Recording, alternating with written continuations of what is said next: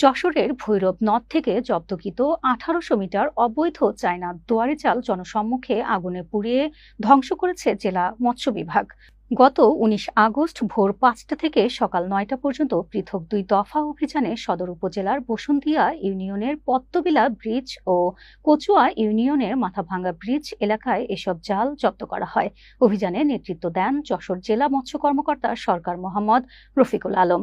উপস্থিত ছিলেন মৎস্য অফিসার রিপন কুমার ঘোষ, সদর উপজেলার মৎস্য কর্মকর্তা এবং নরেন্দ্রপুর পুলিশ ক্যাম্পের সদস্যরা। জেলা মৎস্য কর্মকর্তা সরকার মোহাম্মদ রফিকুল আলম বলেন, নিষিদ্ধ চায়না দুয়ারি জাল অত্যন্ত ক্ষতিকর। এই জাল ব্যবহারে মাছ ও ছোট ছোট রেণুপোনা বিলুপ্ত হচ্ছে। একই সঙ্গে মাছের প্রজনন ব্যাহত হচ্ছে। এ অভিযান অব্যাহত থাকবে।